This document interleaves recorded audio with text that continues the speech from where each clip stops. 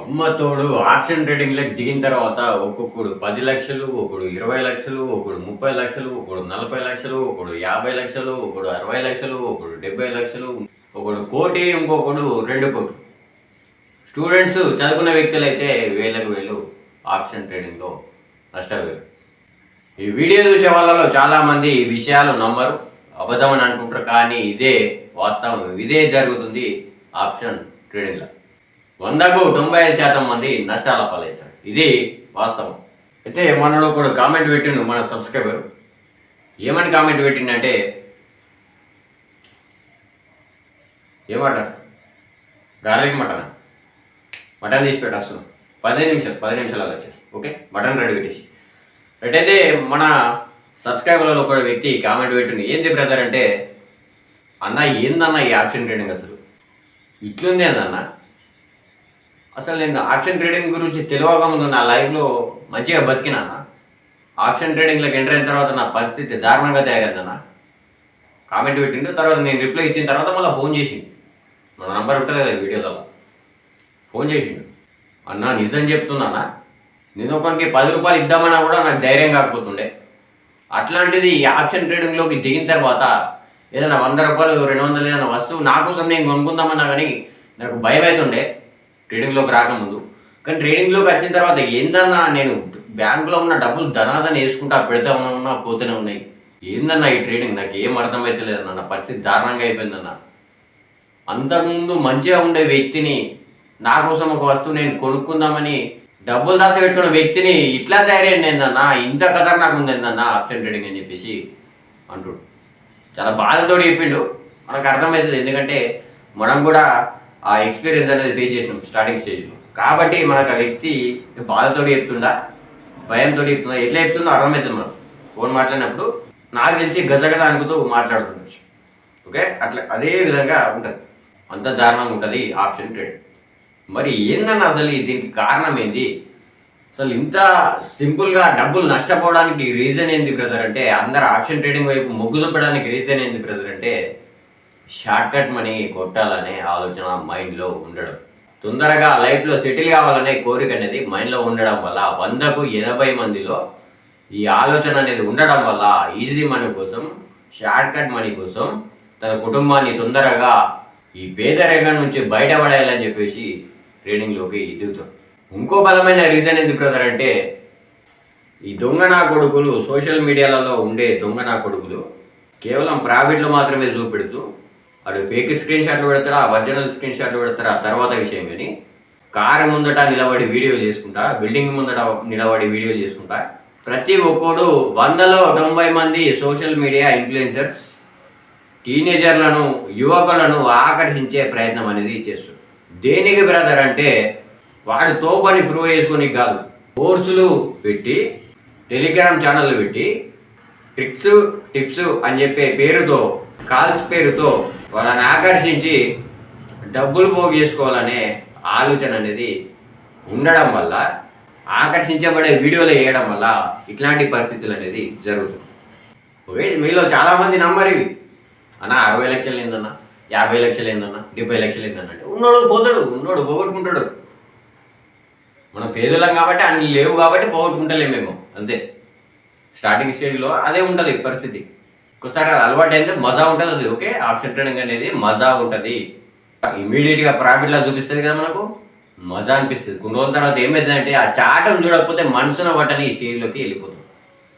శనివారం ఆదివారం మార్కెట్ బంద్ అవుతుందంటే దిమ్మ తిరిగి మైండ్ బ్లాక్ అయిపోతుంది, ఆ స్టేజ్లోకి పోతుంది. అట్లుంటుంది ఆప్షన్ ట్రేడింగ్. అద్భుతం, భూమి మీద ఉన్న ఒక అద్భుతం. పేదోన్ని ధనవంతుడిగా చేస్తుంది, క్రమశిక్షణ పేదోన్ని. ఓకే, జాగ్రత్త అయినారు. అందరి పేదోళ్ళని కాదు. మళ్ళీ ఈ మాట చెప్తే అందరూ ఉరికొస్తారు, అన్న నేను కూడా ఎదుగుతాను, నేను కూడా ఎదుగుతాను. కరెక్ట్ కాదు అది. క్రమశిక్షణ గల పేదోన్ని ముందుగల తొక్కుతుంది, ఆ డిసిప్లిన్లోకి వచ్చినాక సెట్ చేస్తుంది. అది క్రమశిక్షణ కలిగిన పేదోన్ని తీసుకుపోయి బిల్డింగ్లో కూర్చుండబెడుతుంది. క్రమశిక్షణ లేని ధనవంతుని బిల్డింగ్లోకి వెళ్ళి తీసుకొచ్చి రోడ్డు మీద కూర్చుండబెడుతుంది. అది option trading. That is power of option trading.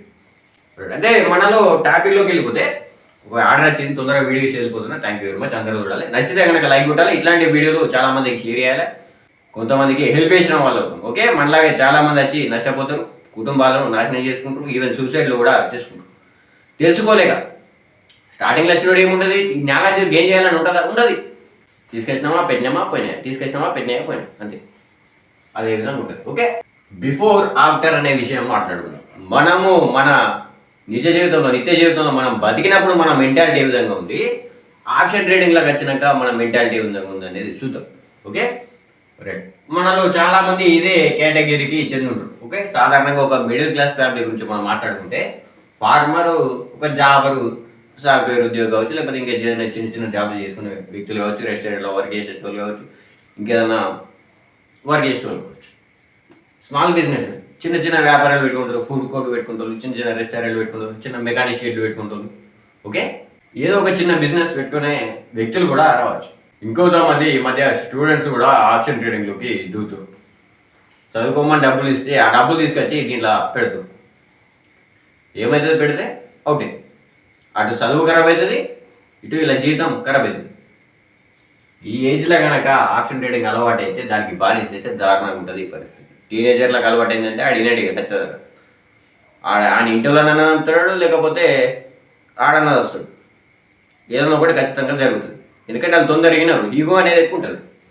Option trading మన నిత్య జీవితంలో మనము టైంకు వాల్యూ అనేది ఇచ్చేటోళ్ళం, లైఫ్కు వాల్యూ అనేది ఇచ్చేటోళ్ళం.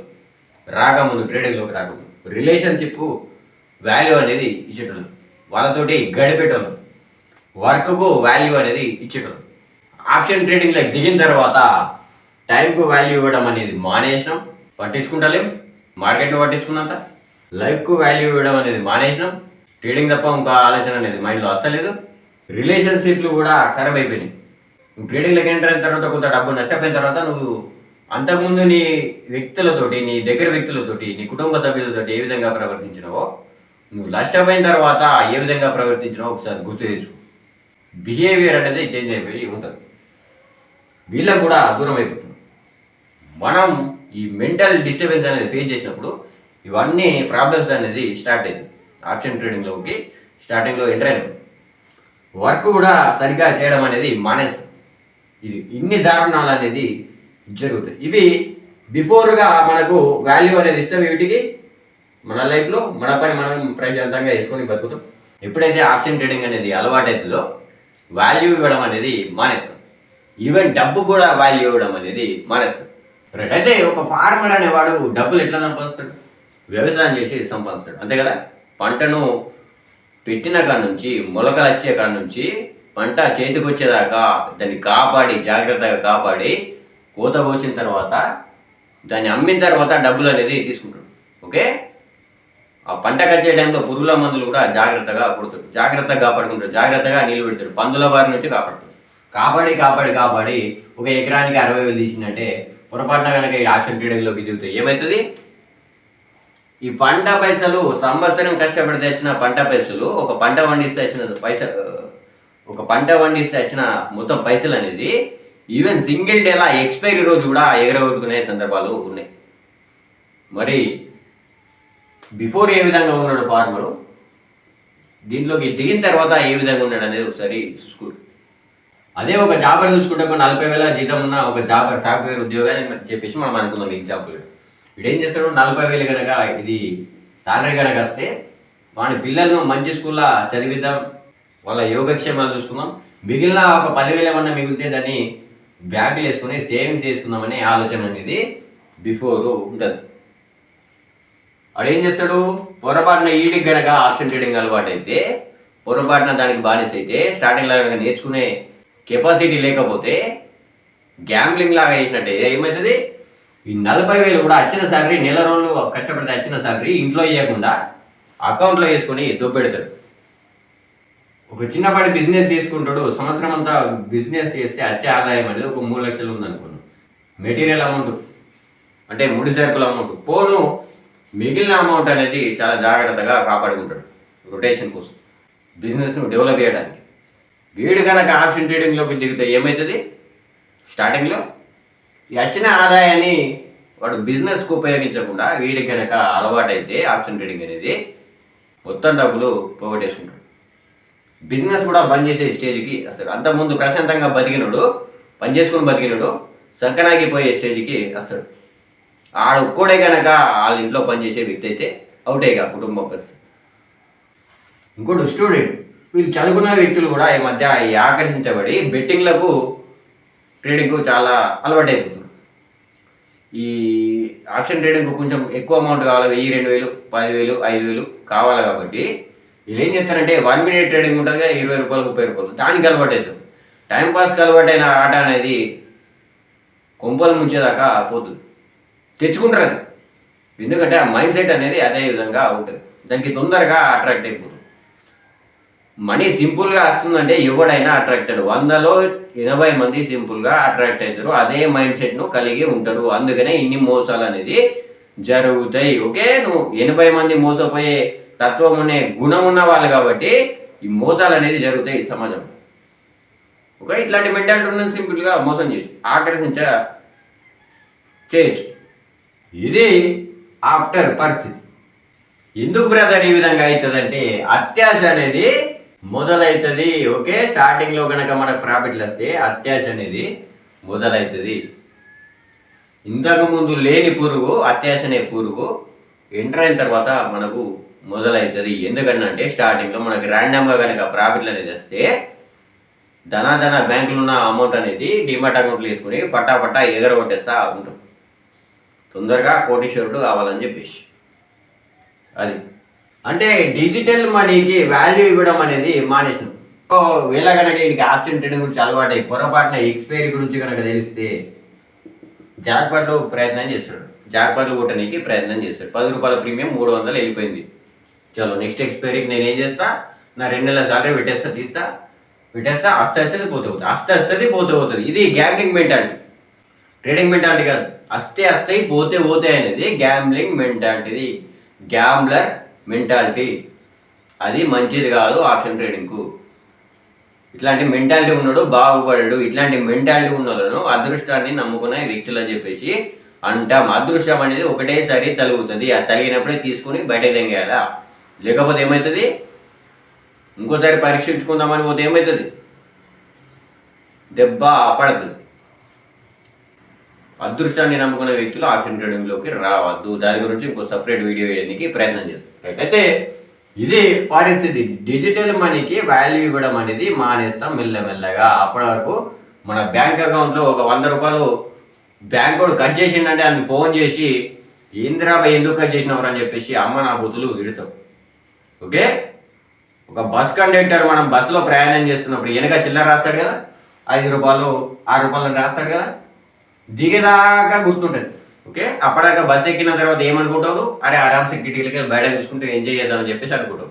పొరపాటున వాడు దగ్గర చిల్లర లేక నీ టికెట్ వెనక 5 రూపాయలు 6 రూపాయలు రాసింది అనుకో, నువ్వు నీ చూసుడు బంద్ చేసి గుర్తుపెట్టుకుంటావు, అరే దిగేటప్పుడు యాడ్ చేసుకోవాలి, తీసుకోవాలి 6 రూపాయలు 5 రూపాయలు ఖచ్చితంగా తీసుకోవాలి. పొరపాటున దిగినాక వాడు చిల్లర వేయకపోతే అమ్మ నా బుద్ధులు వాడిని కూడా తిడతావు 5, 6 రూపాయల కోసం. ఒక 100 రూపాయలు జేబుల నుంచి ఏమైనా వాడిపోతే దొరికేదాకా వెతుకుతావు, పోగొట్టుకుంటావా, ఇటు తగ్గడతావు అంత ఈజీగా. 100 రూపాయలు ఒక జేబులోకి వెళ్ళి పడిపోయినాయంటే అంత ఈజీగా ఇడసగొడతావు కదా. పొరపాటున చీకటి అయితే ఎతికి చీకటి అయితే మళ్ళీ టార్చ్ లైట్ తెచ్చుకొని మరి దానికి ఛార్జింగ్ లేకపోతే ఛార్జింగ్ పెట్టుకొని మరి ఎత్తుకనికి పోతాం. ఇది నోటు, ఎందుకంటే మన కళ్ళకు కనబడుతుంది ఇట్లా. మరి డిజిటల్ మనీ వేలకు వేలు ఉంది దాన్ని డిమాట్ అకౌంట్లో, బ్యాంకులోకి వెళ్ళి నూకినావు కదా గట్టిగా, సోయి లేదా మరి, అది పైసలు కావా, వాల్యూ లేదు డిజిటల్ మనీకి. మానేసినావు నువ్వు, మీరు మారిపోయారు సార్. అట్లా అవుతుంది పరిస్థితి. బిఫోర్ ఏమో ఇన్ని విషయాలకు వాల్యూ ఇచ్చిన ఒక గొప్ప మనిషిలాగా బతికిన, దీంట్లోకి ఎంటర్ అయిన తర్వాత ఒకే రోజులో కోటీశ్వరుడు కావాలని చెప్పేసి నీకు సంవత్సరం వచ్చే పంట ఆదాయాన్ని ఒకే ఎక్స్పైరీలో సంపాదిస్తామని చెప్పేసి గుడ్డిగా ట్రేడింగ్ అనేది ఇచ్చేస్తున్నాం. మల్టీప్లైర్ అనేది స్టార్ట్ అయింది నీ మైండ్లో. అత్యాశ అనే పురుగు డెవలప్ అయింది. అప్పటిదాకా లేని పురుగు అప్పుడు ఎందుకు వచ్చింది, నీ మెంటాలిటీ అనేది అట్లా ఎందుకు తయారైంది, దేని మీద రోగం అనేది పడ్డది. డబ్బులు సంపాదించడం కష్టం అనేది నీకు తెలుసు. ఓకే, వ్యవసాయదారుగా నువ్వు పనిచేసినప్పుడు జాగ్రత్తగా కాపాడుకుంటాం పంటను, ఎందుకంటే డబ్బులు సంపాదించడం అనేది తెలుసు. పంట కోతకు వచ్చే టైంలో ఆ పంట కింద పడిపోతే ఆ బాధ ఏందనేది ఆ ఫార్మర్కే తెలుస్తుంది. జాబ్ చేసినోడు నాకు 40,000 వస్తుంది, ఇంకొక 5,000 వస్తే బాగుండు, నాకు ప్రమోషన్ వస్తే బాగుండు, నేను మంచిగా పని చేయాలి, ఇంకో గంట ఎక్కువ పని చేసినా నేను ప్రమోషన్ తెచ్చుకుంటా, ఇంకొక 5,000 శాలరీ తెచ్చుకుంటా, ఇంకా మంచిగా నా పిల్లల్ని చదివించడానికి, నా వైఫ్ను కానీ నా ఇంట్లో కుటుంబ సభ్యులు కానీ తల్లిదండ్రులను చూసుకోవడానికి ప్రయత్నం చేస్తేనే మెంటాలిటీ కలిగి ఉంటాం స్టార్టింగ్లో, బిఫోర్ ఆప్షన్ ట్రేడ్. తర్వాత ఎంటర్ అయిన తర్వాత దీంట్లో ఎంటర్ అయిన తర్వాత ఏం చెప్తావు, ఈ నెల శాలరీ ఒకే రోజులో సంపాదించాలని చెప్పేసి ఎక్స్పైరీలో జాక్పాట్లు కొట్టే ప్రయత్నంలో అది ఒక నెల శాలరీ అంతకుముందు ఎగిరిపోయినా సరే మళ్ళీ సిగ్గు శరం లేకుండా వచ్చి మళ్ళీ ఇంకో నెల శాలరీ తీసుకొచ్చి పోగొట్టుకోనికి ప్రయత్నం అనేది చేస్తాం. జాగ్రత్తగా చేసే వాళ్ళని అంటలేను అన్న ట్రేడింగ్ చేద్దా, మరి ట్రేడింగ్ చేద్దా, నువ్వెవడు రవి ట్రేడింగ్ చేయొద్దని చెప్పనీకి, మా ఇష్టం ఏం చేస్తాం, చెయ్యొద్దని ఎవడు అంటలేడు, గుడ్డిగా అయ్యేద్దని చెప్పి చెప్తున్నాను. ఓకే, ట్రేడింగ్ అనేది బెట్టింగ్ లాగా చేయొద్దు, అదే ప్రాబ్లం. నేర్చుకో కదా, నేర్చుకుంటే నీకు లైఫ్ లాంగ్ పనికిస్తుంది, నీ కుటుంబాన్ని నడుపుతుంది, నీకు ఒక్క కుటుంబం కాదు ఇంకో 10 కుటుంబాలను నడుపుతుంది ఆప్షన్ ట్రేడింగ్ ఎప్పుడు నేర్చుకుంటే. గుడ్డిగా చేస్తే నీ కుటుంబం కాదు నువ్వు ఇంకో 10 కుటుంబాల దగ్గర అప్పు తీసుకొస్తావు, వాళ్ళని ముడవుతావు, నువ్వు ముడవుస్తావు. ఈ సంవత్సరానికి వచ్చిన బిజినెస్ ఆదాయాన్ని ఆరామ్సే జాగ్రత్తగా కాపాడుకుందా నా బిజినెస్ డెవలప్మెంట్ అని చెప్పేసి అనుకుంటాడు, పక్క పెట్టుకుంటాడు.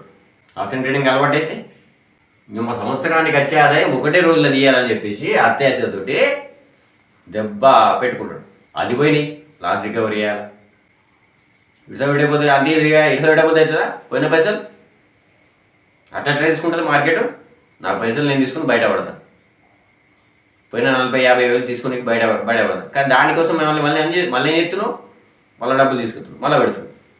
వాల్యూ అనేది లేదు, నీకు సరిపోరా అని చెప్పేసి పైసలు ఇస్తే నువ్వేం చెప్తున్నావు, బెట్టింగ్లలో ట్రేడింగ్లలో పెట్టేస్తున్నావు.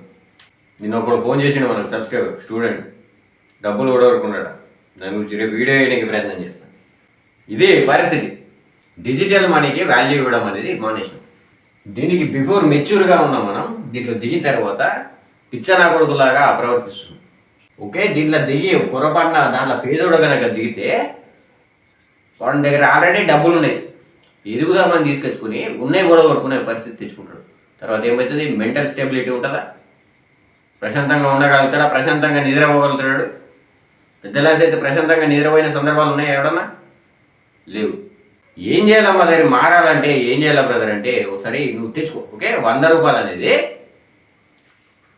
నోట్లు బయటకు తీసి, డిమాట్ అకౌంట్లు ఉంటాయి కదా, పైసలు అనేది బయటకు తీసి రోడ్డు మీద ఒక 100 రూపాయలు ఒకటి ఇట్లా పడేసి పక్కకు కూర్చో. ఎవడన్నా దాన్ని తీసుకుని కత్తే నీ బాణం ఊకుంటుందో ఉండేది, ఊకుండది మరి నైరాబాయి పైసలు అని చెప్పేసి అంటు. అది గాలి కొట్టుకపోయినా సరే ఊకుంటుంది నీ బాణం, ఊకుండదు. మరి డిజిటల్ మనీ అది పైసలు కావా అంటే కేవలం నంబర్ల రూపంలో నీకు కనబడితే అది దానికి వాల్యూ అనేది లేదా? ఈ గూగుల్ పే, యూపీఐ, ఫోన్పేలు వచ్చినప్పటి నుంచి, ఈ పేటిఎంలు వచ్చినప్పటి నుంచి డిజిటల్ మనీకి వాల్యూ ఇవ్వడం అనేది మన టకటగా ఉంటుంది. పేమెంట్ చెప్పు, పేమెంట్ ఎంత, చలో కదా, ఆ పైసల్లా కొడతలేవు మనం. అవే బ్యాంకులు వేసుకుని ఒక 10 రూపాయల నోటు చేతుల నుండి కింద జారిపోయినా కిందికి చూస్తాం, మరి పైన నోటు పైన అని చెప్పేసి. నువ్వు డబ్బుకు వాల్యూ ఇవ్వకపోతే, మార్కెట్కు వాల్యూ ఇవ్వకపోతే, టైంకు వాల్యూ ఇవ్వకపోతే, లైఫ్కు వాల్యూ ఇవ్వకపోతే, రిలేషన్కు వాల్యూ ఇవ్వకపోతే, వర్క్కు వాల్యూ ఇవ్వకపోతే నీకు ఆప్షన్ ట్రేడింగ్ డబ్బులు ఇవ్వది.